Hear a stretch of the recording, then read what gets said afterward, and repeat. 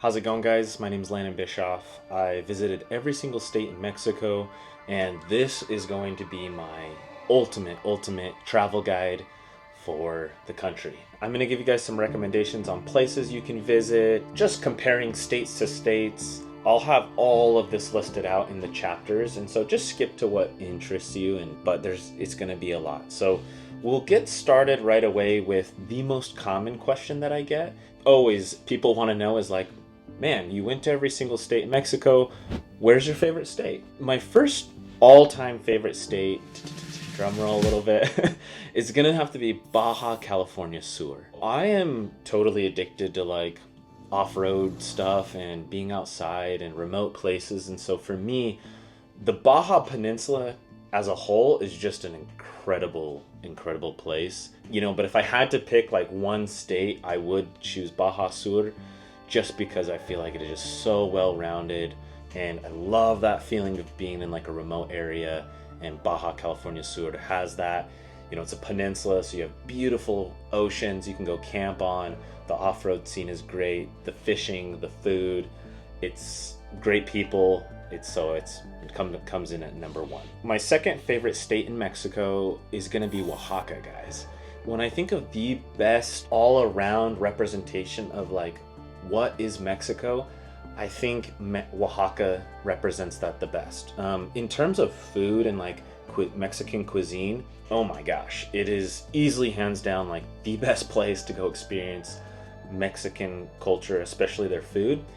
And then also, it has enough like Oaxaca City, which is the capital, that you can experience kind of like what a big city in Mexico is like. It's got surfing down there. It is an amazing place, and I'm going to talk a little bit more and give you guys some recommendations on where to go in Oaxaca. In third place, I'm going to go with Chiapas, which is practically a tie with Oaxaca. I mean, they're touching each other. They're very similar, but also very distinct as well. Chiapas has got more of like fauna and more wildlife, I would say, more jungles. Everyone should make an attempt to get down there to those two states. Fourth place, I'm going to go with Jalisco. Jalisco is just an amazing state because you have Guadalajara, so you have a massive airport to come into. Within Guadalajara, it's a huge, very like advanced city. For example, if you live there, you've got like the ocean, Puerto Vallarta, all of that whole coastline you can go enjoy as well. The beaches are beautiful, the people are good, and it's in an area too where you could access Baja really quickly, and also like Mexico City, and it's in a really good location. Also to the US, I really like Jalisco. I've spent a lot of time in Guadalajara specifically, and probably plays into it as well, but there's a lot of mountains around. It's the off-road scene is really good. And then number 5, guys, I'm gonna actually cheat a little bit on this one, and I'm gonna say Mexico City or CDMX. If you drew like a 3-hour circle like of drive time just in any direction from like the center of Mexico City, there is so much to see. I mean, you can go to Puebla, you can go up into Hidalgo, and yeah, those are different states, but I'm just saying like just Mexico City in alone like of itself there's just so much to see there. I think to truly like appreciate Mexico, like you have to go there at least once and see it. It's a really cool place. We're gonna now talk about my 10 favorite places within Mexico that are like, for me, I just absolutely loved. The first one I'll list off would be definitely Chichen Itza. It's one of the 7 wonders of the world. It's probably, other than maybe Mexico City, one of the most visited tourist spots in the entire country. And for a reason, guys. To me, there is just something so crazy if you can go there and kind of get in like the mindset and just imagine the amount of people that were there. Just try to like visualize in your mind what that civilization looked like when it was in full force. To me, that is just like one of the coolest, gnarliest feelings. Chichen Itza is really special. You can go see the ball courts. If you go early, you can kind of get away from maybe some of the crowds, but it is just so impressive to see it. And again, if you can get in that headspace, to me, it is just such a cool thing to do. Number 2 for me would be like just some of the remote beaches in Baja California Sur. I'm not gonna say where they are because I don't want to rob from you guys the adventure of going and discovering them. But there's a ton of them. There's a ton of them, and really on either side, like Sea of Cortez side or Pacific side, if you can like go on a trip out there and go see and just camp out on some of those remote beaches, it is just like, it's incredible. Number 3 favorite place would be Mexico City. I kind of already talked a little bit about it, but Mexico City just has so much of Mexico's history there, in terms of museums. Like the infrastructure is really interesting to see as well. It's one of the biggest cities in the world. There's so many people there. And then just also like, even in just one of its most like simple experiences, like if you just go to like the Palacio Nacional, and just that center of town right there, and you see that massive Mexico flag waving, and just go learn about some of Mexico's history, it is just a really cool feeling to get to do that. And then again, the city itself can produce literally anything you want. So with how big it is, whatever you're interested in, you can find it in Mexico City, good and bad. But yeah, just a really cool place I could spend. I plan on and I need to spend a lot more time just exploring more of that city. Number 4, guys, I would definitely put Sotaño de las Golondrinas, which is the Cave of Swallows. That's in San Luis Potosí. It's a little bit out of the way, guys, but imagine this cave. It's like, I think it's like 200 feet diameter circle with like over 1,000 feet of just sheer drop right below it. And then every morning and every evening, thousands and thousands and thousands of birds come spiraling out of it. And it is like just a cool thing to see. So you can be like you can actually rappel into it, not in the morning or in the afternoon, but like in the middle of the day, you can rappel down into it. But in the morning, you watch those birds come out, and it's like 30-45 minutes, and it's just the noise it makes from them flapping their wings. It's really kind of gnarly. I camped out when I was out there, and it was just like so beautiful, overlooking like the little valley that it's kind of in, and just so unique. I don't know of a lot of places in the world that have a cave that massive and like that many birds. It's really cool to see. Number 5, I'm gonna say would be Paracutin, which is a volcano, but specifically there's this church, this old ruins of a church, and basically what happened is this volcano erupted. And all this lava, I don't think it was actually, I think it took a few days for it to get to it, just the way it developed. But if I remember right, this lava came and just covered this church.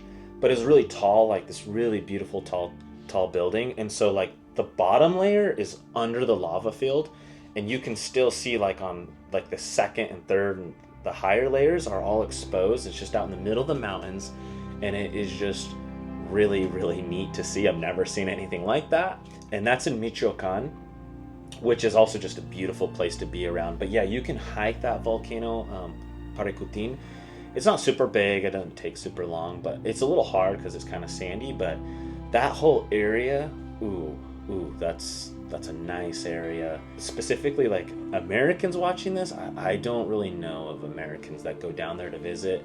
You know, a lot of people consider Michoacan very dangerous, but it does get a lot of tourism from Mexicans, and normally the gringos, they don't go down there much. But yeah, it's a really cool thing to see. Coming in at number 6 would be Cumbres de Monterrey, which is in the state of Nuevo León. It's near Monterrey. You've also got Coahuila, which is over there. And so, but it's a national park area, and it's basically just this mountain range with huge, super prominent and just really impressive mountains. I was totally impressed when I went there. That whole area is really known inside the rock climbing community. So you get a lot of guys, a lot of people going out there and climbing mountains and stuff. But man, in terms of like camping and just enjoying Mexico's like beauty and the outdoor scene, I highly recommend going there. And from like the Texas border, it's really not even that far. You could go drive to it. Number 7 would be Nevado de Colima, which is a mountain that's mostly in Jalisco. It does share part of its boundary kind of with the state of Colima, But basically, it's this beautiful mountain that you hike, and you get to view the Volcán de Colima. And so, one, it's already beautiful, the mountain itself, and then all of a sudden, you have this view of the volcano, and I highly recommend it. The way you would access it, probably the easiest would just be going into Guadalajara and go down south. But you can camp out there. I met some cool people when I went out there camping, and awesome spot. In general, I'll also just say this: Mexico has a ton of mountain guys. Mexico has higher mountains than like the U.S., the lower 48 of the U.S. does. So in the lower 48 of the U.S., the highest mountain is Mount Whitney, and I think that mountain is like 14,800 or something like that, 14,800 feet. The highest mountain in Mexico is Pico de Orizaba, which that mountain is I think 18,500. Look, yep. And on top of that is like it also has many mountains that are higher than Mount Whitney, like Malinche, Popol, which is an active volcano kind of near Puebla. But just that whole corridor around like Mexico City, Puebla is normally where like the highest mountains in Mexico are. They're all like old volcanoes and stuff. So it's really interesting to think like if you lived in the US or Central America or in Mexico, if you wanted to prepare for like a really aggressive mountain in like Nepal or something, you could realistically go and train on Pico de Orizaba, which would be just a good place that's kind of close to home for you, and and fairly accessible. Coming in at number 8, guys, I'm gonna go ahead and say Oaxaca City. I think if I was just like telling my friends like where's one place you should go to like experience Mexico's culture, I would tell them to go to Oaxaca. The people are so kind. Visually, it's really beautiful. If you like drinking, they have mezcal down there. It's a really cool place. Coming in at number 9 of one of my favorite places in Mexico is going to be a Pueblo Magico, which is kind of this initiative that the Tourism Board of Mexico put into play. I can't remember how many years ago, but there's all these towns that they've considered, special and unique in their own way. One of those is San Cristobal de las Casas, and that's in Chiapas. It's got a special place in my heart, just that whole area, just because it's kind of like a Mayan area. A lot of people speak Tzotzil, which is a language that I learned when I was living in Mexico.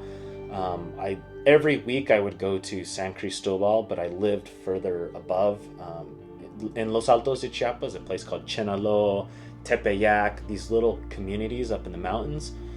And so it's got a special place in my heart. But on top of that, man, it is so beautiful. It's like high mountains, pine trees, lots of really cool churches, cobblestone roads. The weather's so nice. The food is good. You can go get like pozol de cacao, which is this corn masa kind of drink with chocolate. It's really good. But that area, one of my favorite places in Mexico, San Cristobal. Coming in at number 10, and I won't spend a lot of time on this just because there's a lot of people that already know about it, but I would say Guanajuato or like San Miguel de Allende. Those places, there's a reason they're really popular for tourism, and they're just really fun to visit. Guanajuato's so pretty. I love like all the different colors and just all the homes on the mountainside, and you can kind of be in town and on a terrace and enjoying all around you. It's a cool place. Next thing we're gonna do is kind of just talk about like who has the best. We'll kind of do this fun little like what state is the best at, and just go through all the stuff that people want to know. And I'll start with beaches. Like where are the best beaches within Mexico? I would say the best beaches, and again, I don't mean to be repetitive, but I truly do believe that the best beaches are in Baja California Sur. So Baja California Sur takes it again. And like there's Balandra and like near La Paz, kind of what's known for being a really cool beach in Mexico. I'm actually not even talking about there. I'm talking about like the entire like coastline. Sea of Cortez side and the Pacific side have these like really, really remote beaches that are insanely beautiful, and man, it is really cool to get out there. The Pacific side has some surfing you can do as well, and so like Baja California Sur just kind of wins in general when we're talking about like the ocean, because you got like Cabo with like some of the most like renowned sports fishing in the world down there. It's just a really good place for beaches. Where's the best food? So, out of all of Mexico, out of all the states, in my opinion, the best food comes from Oaxaca. I just feel like in Oaxaca, they are like the originators of so many different kinds of styles of cooking in Mexico. Even still to this day, you can find places that they're cooking over firewood, using like barro or clay, clay pots, and they're still really connected with a lot of their traditional ways of cooking the food. And then you combine that with the fact that they just have access to a ton of like just the natural ingredients there. And Mexico in general, in my opinion, I think does a lot better at having access to, good food and good ingredients than, for example, like the US. Maybe that's obvious for some people, but all of the spices, all of the like vegetables and raw ingredients, they all come really good from Oaxaca. So in second place, I'd probably say Mexico City. Just because Mexico City is so big that it just has the ability to attract like the best chefs in the world. And so you can find any kind of food that like sushi, Italian, any kind of style of cooking, you can find it in Mexico City at any level as well. Like Michelin star, all the way to like street tacos. The worst like traditional food that I think comes from Mexico would definitely easily hands down be the torta ahogada, which comes from Guadalajara, or at least is like known for being in Guadalajara, but it's not the flavor, it's just the texture of having like a wet sandwich, which is it's not the move, guys. I'm sorry. Who has the most beautiful city? In my opinion, when you look at like the top 10 biggest cities in Mexico, I would say Puebla. Puebla is the state and also the name of the city. You've got the volcanoes in the distance, obviously all of the churches, and it's a well-kept city. Second place, I would say Nuevo León with Monterrey. I love the big mountains kind of in the background. Its downtown area isn't like super impressive to me, but I just really like the big mountains kind of in the southern part of the city. I think it's really pretty. Which state has the best accent? In my opinion, I think number one, what I like to hear, what I think sounds the most attractive is the northern accent. So not necessarily a specific state, but just all of the northern states, or anyone who's going to be like, oiga, like, to me, I just really like, some people think it sounds a little like golpeado, like kind of hard hitting. To me, it's very, I don't know how to explain. Maybe it's familiar to me because I grew up in Southern California, and so a lot of people do kind of speak like that. In terms of like most interesting would probably be like Chilangos, like El DF, Mexico City. The Chilango definitely, it's definitely gotta be easily the most interesting. All of the like jergas, the like innuendos and all the words combined with like just the way words are pronounced, it's so funny. Anyways, Mexico City's fun. In the south, like in Chiapas, you'll notice they speak a lot slower. Like it's way slower, and like the accent is just kind of a little bit more softer, and like they use like pues. They say like pues a lot, like pues, dame un chance, pues. They're all great, but I do like the northern accent the most. Which state has the best nature? In first place, guys, we're gonna have to give it to Chiapas. It's definitely the greenest. It's tropical, a lot of rain. Jaguars there. It's got a lot of wildlife. You got the Cañón Sumidero. You have Los Altos de Chiapas, Palenque. If you look up Chiapas, you're gonna see like jungle, and it's really pretty. Which state has the friendliest people? I'm gonna kind of cop out a little bit on this one. In reality, everybody is so amazing and kind. I think if I had to choose, I would just say the southern states, like Chiapas, Oaxaca, Quintana Roo, of course the Yucatan. Just because in the south, things slow down a bit more. In Mexico City, you have a really quick, fast kind of, industrial, quick pace of life. And then, of course, along the border of the U.S., that is also, very much a faster paced way of living. I would say in general, just the rule of thumb is like in the cities, people are a little bit more quick with you. And in the country, or in the outskirts, people are a little bit more relaxed. Even in the US or anywhere you visit, that's been my experience. Pretty much all the countries that I've been to. But yeah, it's not like some hard rule. Like in all of the states, I have been treated so good. I mean, like Zacatecas, people taking me into their home. I'll maybe show some pictures right here, but like middle of the mountains in Sinaloa, Durango, like cartel land, people letting me, like feeding me, taking me in. It's like people are just kind. Yeah. If I did have to just be like opinionated and attack someone, I probably would attack Mexico City, just because I think on average you kind of get this vibe that like people from the El DF or like the Estado de Mexico, Puebla, like just that heart, like kind of the center heart of Mexico, they normally kind of just, might have this feeling like that they're the best. Looking from the outside has just kind of been my experience, seeing like Mexico City Mexicans interact with non-Mexico City Mexicans, and just there's kind of like that, I'm from Mexico City, I have more money, I have a better job. But again, that's just like if I was forced to be opinionated. I have tons of friends that live in Mexico City. I love them. They're great. It's just normally that city lifestyle is a little bit more mean to people from the outside. Who knows how to dance the best? Without doubt, Mexico City. They got the cumbias, they got the salsa, merengue. Just because it's such a big city, you'll find it all there. They're the best dancers. After that, probably Guadalajara. Who has the most beautiful women? I would say Jalisco, and then maybe also kind of just a little bit lower, maybe Michoacan. Obviously, Jalisco is known for like Los Altos de Jalisco, for having really beautiful people there, but Zapopan, Bosques de Santa Anita, that area, you can find really pretty people. And another spot you'll see a lot of people is like Morelia, Michoacan, really pretty people there as well. Another really common question I get is, where is my favorite Pueblo Magico? And so my favorite Pueblo Magico for me is San Cristobal de las Casas. I kind of already talked about it a little bit in a different segment, but I just think like being up in the mountains, it's got like the pine trees, the weather's amazing. You have that Spanish influence and that colonial architecture. You have the beautiful cathedrals and all the churches around, and then you kind of have these mountains going all around you, cobblestone.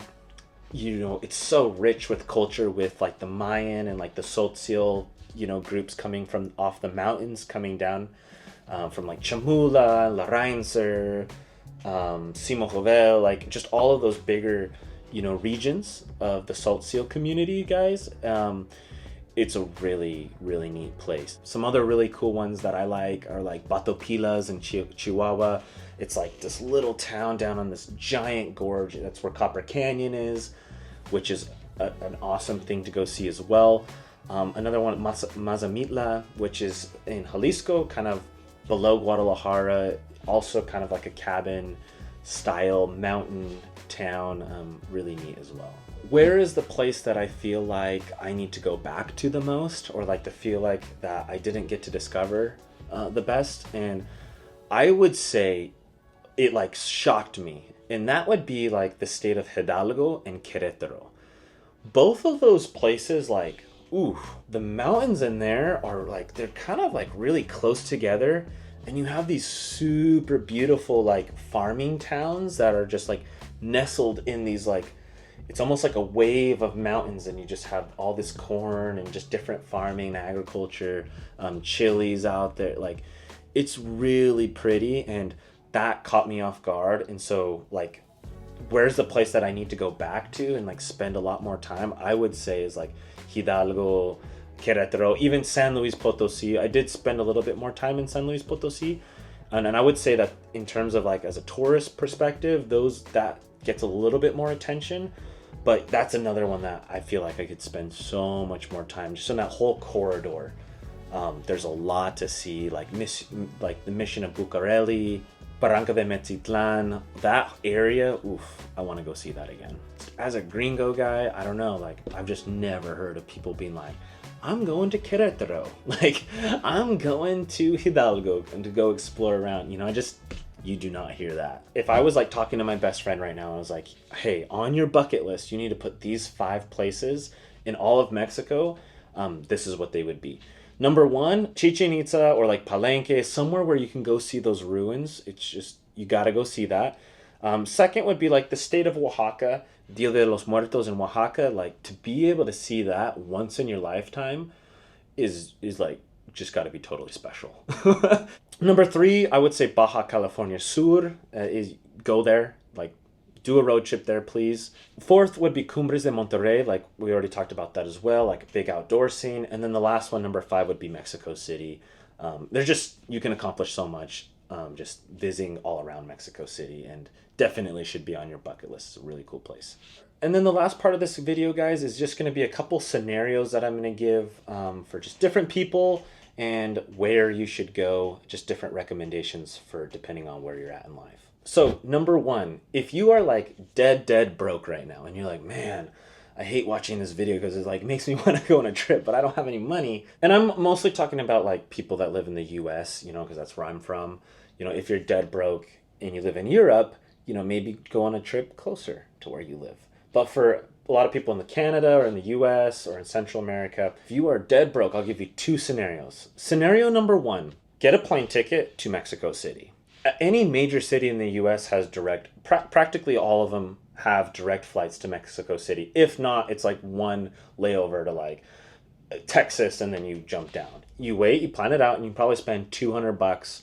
You find like a one-way ticket to Mexico City. Upon arriving in Mexico City, you have a couple options. You could literally just start hitchhiking places, you know, like I've done it. Like I've hitchhiked a couple in a variety of different places in Mexico, and it's great. I'm not the only one who's ever done it. Like there's, you can look that up. There's like people do it. If you don't want to do that, then you can take like public transportation, and it's very affordable for practically $75. I would say you can get to almost any point in Mexico from Mexico City. You can almost get anywhere in the country for like 75 to $100. Like some places way cheaper than that. The longest one I've ever done was I went from Tapatula, Chiapas, all the way to Mexico City once in a bus. And yeah, I think that was like 18, 20, 22 hours or something. But I'm like, I want to remember, like, I want to say I paid like $67.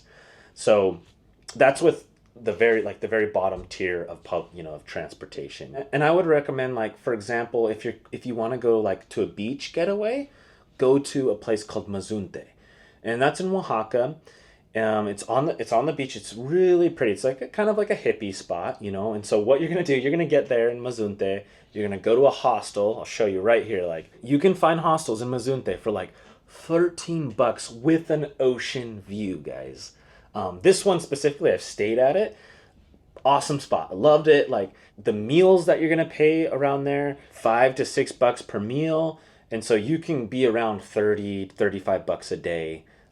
To go stay in a hostel there with a beach view on the cheap. People do it even cheaper, right? You can go work at a hostel, and that way they give you room and board. Some of them will even give you meals. And so, yeah, do some research, but man, you do not need money. You don't need a lot of money to do some of these things, but get creative with it. That's a really good place to check out. And then the next place that you could go to San Cristobal de las Casas. That was one of the places that I said was my favorite. Pueblo Magico. We look it up on Hostel World. You can go get a bed for $6 a night, guys. That is insane. You're in a beautiful area. There's a ton you can go do all around that place. Potentially you could live for $15 to $20 a day, which is insane. Now, if you're craving something a little bit more high end, you know, a little more money, there are a ton of options for you. Just because if you don't have a budget, you can go try out whatever you want. Cabo, Cancun, Puerto Vallarta, like all of the normal hot spots, Mexico City, you bust your butt all year round. You just want to go sit poolside and relax, unwind, be treated like a king or a queen, and just enjoy yourself. You know, there's so many options. Punta Mita, Sosoros de Corazon, Four Seasons Tamarindo is one that catches my eye that I think I'd like to go see one day. That's kind of a little bit out of the way in Jalisco, but throw a dart at the map, you'll find a luxurious place where you can have an awesome experience. Next suggestions, guys. If you want to go somewhere romantic, you got, you know, you and the partner, you guys want to go have a fun time, and just kind of feel that magic area. Again, this is just my opinion, and I'm a single guy, so like, what do I know? But there's some places where I'm like, I'm making lists, guys. Like, I got my list going. You know, I'm getting ready for when that time comes. I think Guanajuato is really romantic. Again, it's so charming. You're in that valley, you know, in those like twisting and winding roads. It's like cobblestone. It's cute, guys. It's cute. I think that's a good option. San Miguel de Allende is a good option. Another one, this one's probably going to be more unique, but Morelia, Michoacan. If you're an American, I think if you went there, you would feel super special because I just don't think the Americans get down there all that much. It gets a lot of tourism from Mexicans and other places, but that's a place you're going to go and you're not going to see as many like gringos as you would as like San Miguel de Allende, right? And so like Morelia, it is super charming there. Like they've got this aqueduct. It's this beautiful stone aqueduct that like runs through part of the city that used to move water, you know, a long time ago. And like roads on both sides got these like arches, and it's really, really cool. And there's all these little nooks and crannies of that city. If you like walking, ooh, yeah, go explore that city. It's a really charming place. And then last recommendation, I would consider checking out Merida or just anywhere in the Yucatan. You know, there's a couple other towns in that area that are really charming as well. And then this is going to be another kind of sleeper recommendation that I don't think a lot of people are talking about, but I would say Campeche. So Campeche, the city of Campeche on the water. When I went there, guys, it shocked me. I would say Campeche as a state is kind of boring. Just for the fact that I feel like you can accomplish everything that you want to easier in like the Yucatan or Quintana Roo. So it's not super fair because those are a lot bigger, but you know, it's flat, like, but the city of Campeche, it's on the ocean. It's got everything that Merida has, but it's on the ocean. And so it's got this cool like pirate history where it was like a port where they were like protecting against pirates back in the day. And like, I think in a few years, Campeche will probably be like what Merida is right now, like the attention that it's getting. And it's a cool place. I highly recommend checking it out. I see a lot when I was there. I saw a lot of like infrastructure. Looked like it was kind of starting up in their downtown. You know, it's got the nice like corridors and the fun lights. And then on top of that, it's got this boardwalk along the ocean. The ocean is not like a beachy, sandy, like cool spot, you know, but it's a cool boardwalk. And like at night, tons of people walking, running, rollerblading.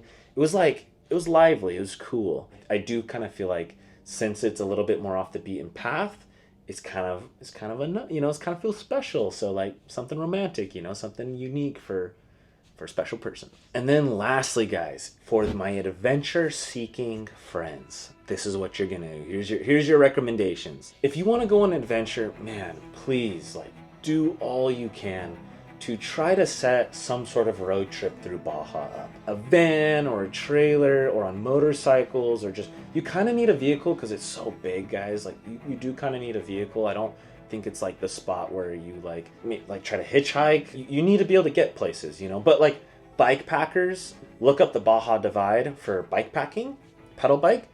Ooh, that would be an epic adventure to go do. But just go do a road trip through Baja. You can do a surf trip. You can go do all the scuba spots. It's got a lot to offer. And that's my number one recommendation for my adventure-seeking friends. Number two, if you like climbing mountains, go hike Pico de Orizaba. That's another thing on my bucket list. Another option is go to Cumbres de Monterrey and just do a dirt bag, rock climbing, sleep in a car, sleep in the dirt, tent, camping, epic trip, climbing mountains and rock climbing in Cumbres de Monterrey.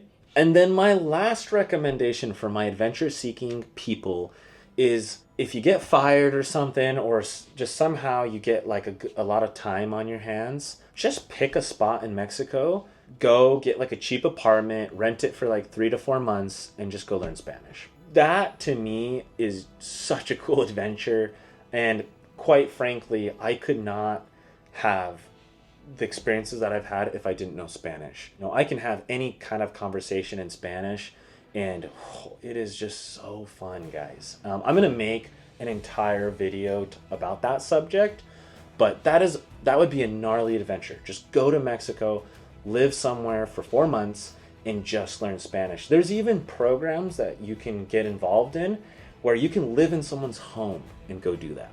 Another just random side note adventure. If you get the chance to ever go sailing around Mexico, ooh, I highly recommend that as well. I have a Canadian buddy who I got to go in his boat a couple times. For example, one time we sailed from Colima all the way to Acapulco, and that was a crazy adventure. So maybe keep your eye open for some sailing pages, like Facebook pages and chats and things like that, and maybe you can help crew on a sailboat. If you get the option to go in the Sea of Cortez, I think that's an amazing opportunity. Zihuatanejo, you have a big sailing community down there of like foreigners, like Canadians and Americans. A lot of them are kind of more permanently based. They're like retired out there, but there's adventure anywhere. The whole point of it is just go somewhere and go do something. And no matter what your budget is, you can go have a great experience in Mexico. And so that is everything I wanted to share with you guys. I know this, again, thank you for your patience. I know the video is quite long, but man, I could spend so long speaking about this. If you have more questions for me, let me know in the comments, guys. I'm very passionate about Mexico. I think it's an amazing country. The people are so awesome. And I want people to go visit it. I want people to go experience it. That's the whole point of this video. Set a trip, go enjoy yourself there. If you want more about Mexico, you're welcome to watch my motorcycle series. That's like, there's over 60 episodes of just me traveling through all the states of Mexico. You're welcome to go watch that as well. In the future on this channel, I'm going to be doing more motorcycle travel. And so it's going to be a hoot, guys. It is going to be a hoot. Consider giving me a subscribe if you thought this was valuable. I appreciate you guys. Have a great evening, and we'll see you on the next one. Cheers.